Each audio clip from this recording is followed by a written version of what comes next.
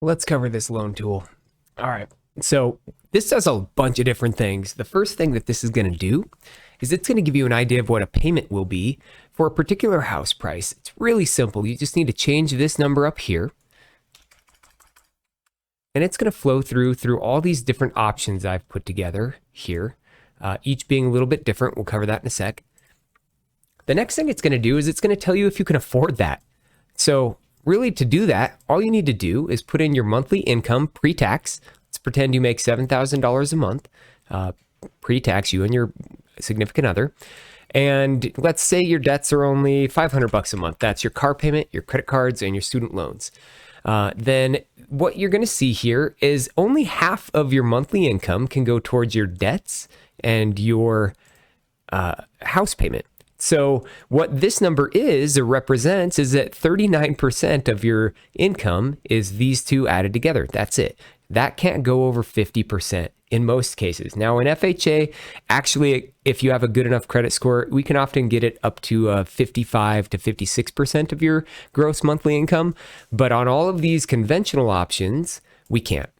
The next thing this thing does is it's going to estimate your property taxes and home insurance for different purchase prices. So you'll see these as we change this. It's going to say, hey, that's probably around $300 a month in property taxes, $150 in insurance, and it adds these together and it drops it down on this line. Also, what you see here is you've got some closing costs and prepaid items and escrows. Now, this is probably out of the scope of this video to talk about these in depth, but just know you're probably going to need somewhere around $6,000 additional dollars beyond your down payment for these two items. And so this number here, it just travels down to this line, and you can see the same with this prepaid items. It travels to that, and we have your down payment for each of these options, and we add these up, and that's how much each of these options requires. So really quick, FHA is best usually when you have a okay credit score, somewhere in the 640 range and above, but you might not have a ton of down payment or you need a down payment assistance program. FHA has a lot of down payment assistance programs, none of which are shown here on these sheets. So just keep that in mind. There are other programs other than what we're showing here. But for this one, you need your 3.5% down payment, which is that based on that. And then it'll show your payment breakdown, your principal and interest.